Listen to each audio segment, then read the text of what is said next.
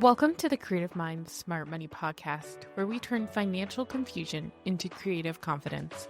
I'm Samantha Eck, bookkeeper and fractional CFO for creative entrepreneurs. Each week, I'm sharing my financial expertise and actionable strategies to help you build a thriving creative business. Plus, you'll hear from industry experts who bring fresh perspectives on growing your business beyond the numbers.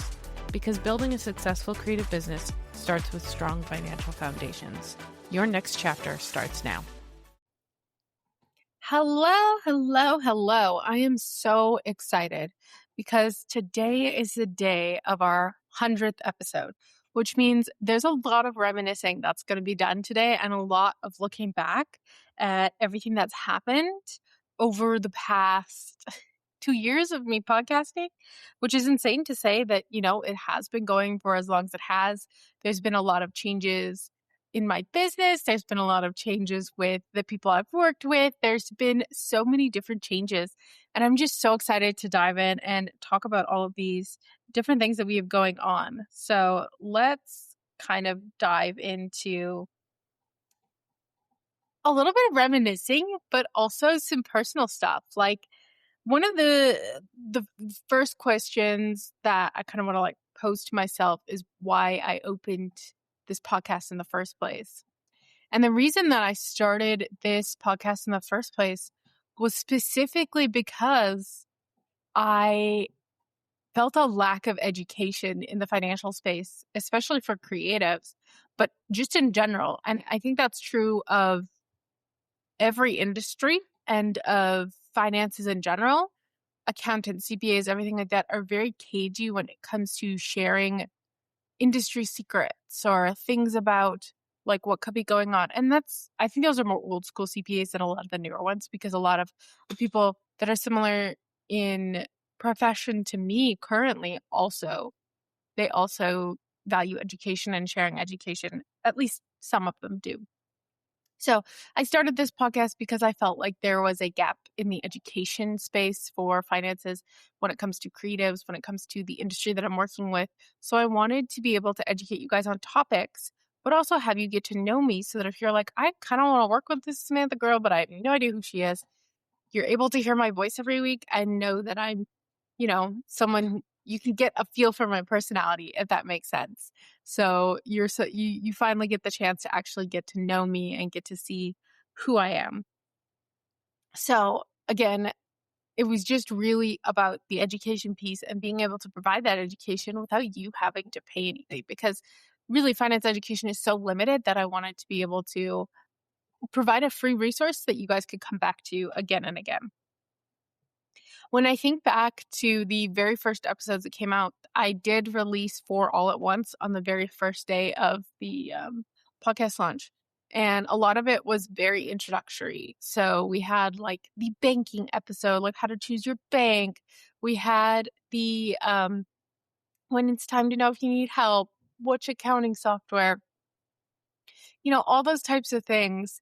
And they were very basic, but it was my aim at the very beginning was to help you guys figure out kind of what you need to do. Now, the one thing I do wish I kind of did a little bit better when we first started was my podcast went right from those 4 episodes right into guest episodes and didn't stop with the guest episodes until I think October. And it was all guest episodes. There wasn't even an episode with me. And I quickly realized that the plan that I had come together with to give you guys that financial education wasn't really being shown, because we were showcasing a lot of other people's expertise. And those episodes were fantastic. I'm not going to lie. All of the guests, I thank you all so much. If you guys are still listening, thank you all so much for being on my show and sharing your expertise and sharing your guidance. They were so fantastic, but I wish I had spaced them out better. I wish I had done 1 guest episode, 2, 3 of me. And I did a lot of that were very upfront and very okay, let's just get this going. When I think back on what episodes feel the most important and what ones are really key, I definitely think the quarterly estimated taxes episode is probably one of my most watched episode. But I also think there's a couple episodes about, in general, not just a CFO or anything like that, but just about why you need a bookkeeper that are so vital to helping you understand that. Now, there are people who get finances and can do finances on their own. There's people who absolutely hate finances. And I think there's a difference there, is that the difference is in if you want to keep doing your finances or if you want to outsource your finances. That's the real key there. I think the topics that surprised me the most that I really resonated with was definitely, it wasn't even actually a planned episode. It was the bench episode that came out. Because I don't think it was last year. No, it was the year before that, when bench kind of like abandoned everybody and just told them, hey, we're shutting down. You're going to have to find someone else to help you out. And so all the bookkeepers were like, oh my gosh, like there's going to be a influx of people coming out. And I think that really showed people how a company doesn't necessarily support you like a person could, because they could just drop you in seconds and not give you any notice, and you don't have any of your data. And it just showed a little bit of like the importance of the ownership of your data. It showed the importance of working with someone who actually knows your books and can help you consistently. Because I had tons of people coming to me who were like, I worked with like 6 different bookkeepers over the course of while I was at with bench. And you know what? Some people don't mind that, honestly. Some people are like, hey, that's great. But there is, I think, a certain point in time where people are like, I just want to work with one person and I want to know that person. And that's when they reach out to people like me and other bookkeepers. So, when we think of who this podcast is for, I think it's for creatives in general. I do not think that this podcast is for any stage of creatives. I think you could listen to this podcast as a brand new creative. I think you could listen to it as someone who's been in business for 3 years and still learn things you didn't know about. I think there's a variety of different things that you could learn and gain from this. And I really do think that this is the perfect podcast where, if you're someone who's scared of your finances, it can give you a little bit of confidence into knowing what to look for, what to look at, how to hire, all these different things that you wouldn't normally look at. I think one of the things that a lot of my listeners have shared or said to me is like how educational they find this podcast. So a lot of my reviews and stuff like that on Apple Podcasts, on Spotify, everywhere that I've seen them, are a lot of people saying that this is the perfect podcast for them. You know, they find the education really great. It's great for bite-sized lessons. So instead of having something where you have to sit there for 30, 40 minutes, they're able to kind of just tune in and listen to what I have to say and learn from it and then go about their day. So it's great for like a lunch. It's great for a walk. But yeah, just in general, the general consensus has been that a lot of people just love the idea of the podcast and like the financial education. Obviously, you know, I have JC, who's my social media manager, and my biz bestie, and she loves the podcast because, you know, one, she loves supporting anything that I do, but also she loves to share it and be on it because she's been on it twice. So that's great. And I just think that it's such a great opportunity, honestly, to be able to share with you guys beyond the confines of social media, because I feel like social media is so limited to what I can say. But also I feel like my voice is so much more powerful than just the text that I can say. So I often speak better than I write. And, you know, there's apps for that now, like Whisper Flow and things like that. But it's so much better to actually be able to communicate that in the podcast than it is to just say something. There's a lot of good feedback, but some of them are like, thanks for shedding light on what is normally so confusing and overwhelming for creatives. You know, how she's heard about the topics that are in this podcast. She's like, I need this. And in the first half of that episode, she already had clarity and takeaways. And I think it's important is because a lot of people hate talking about money. They hate thinking about it. They hate being interested in it. So the thing that I try to do in my podcast is really connect with people over the fact that money can be a lot less scary and finances can be a lot less scary than people make them seem. So that's something that's very important to me. Obviously, I'm not filming every week. If you guys see my outfits or in the clips and everything like that, I do batch my episodes.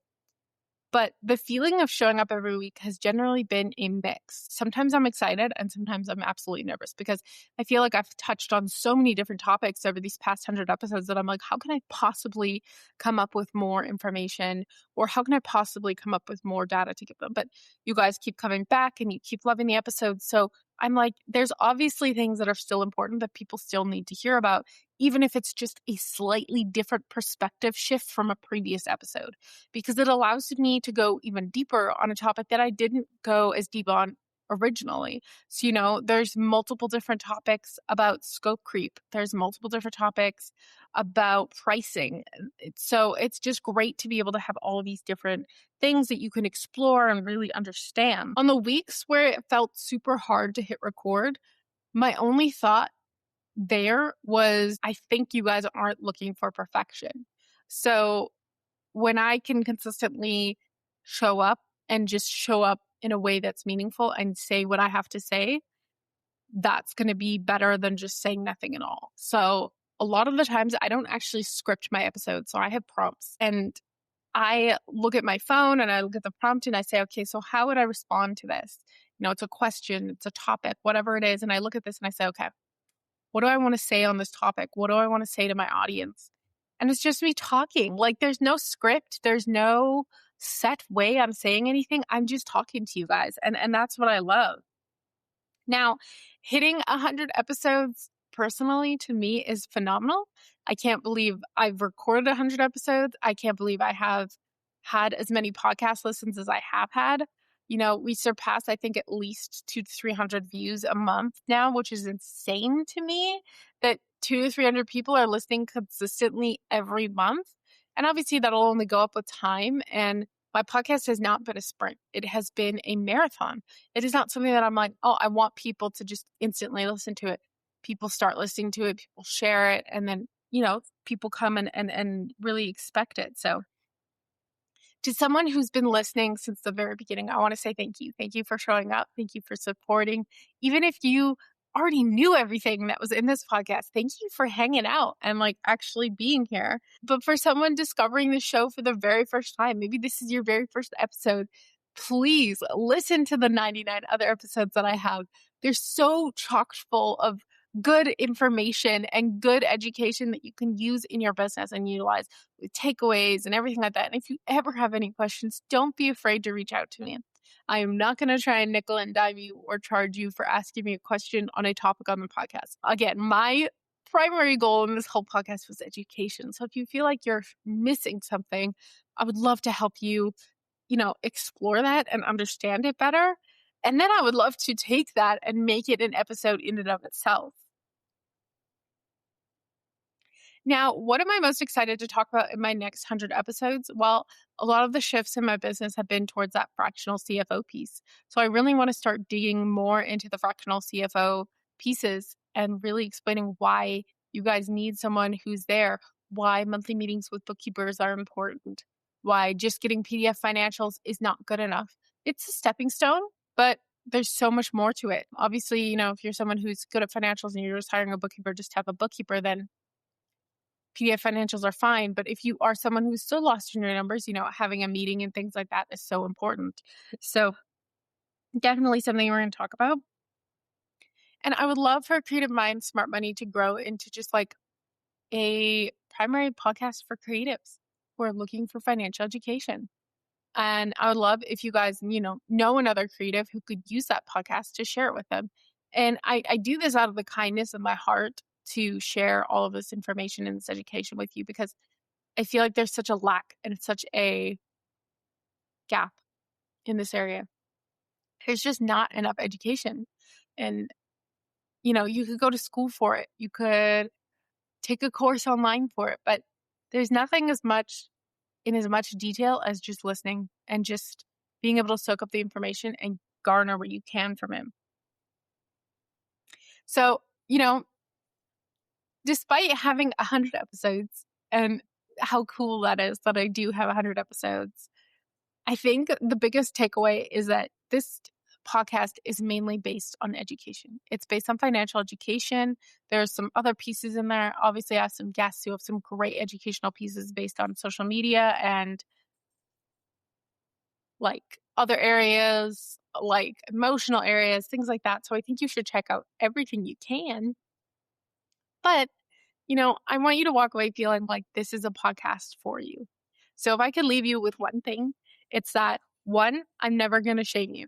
I'm here to bring you joy, but also bring you that financial education in the kindest way possible. I want you to walk away with takeaways. I want you to walk away with data that you can use, and I want you to walk away with decisions that you can be able to make, whether that is hiring a bookkeeper, whether that's knowing that you need to talk to your current bookkeeper about cash flow forecasting, whether that's talking to someone else about profitability, whoever it is, whatever it is, just helping you figure out where you need to go next is the most important thing for me. So as always, guys, I so appreciate you being here. Happy 100 episodes. I'm so excited. Let's see where this keeps going because I ain't stopping anytime soon. I appreciate you so much. If you like this episode, make sure to like it, share it, subscribe. As always, you guys, I wish you the best week ever, and we'll see you next week. Farewell, fellow travelers.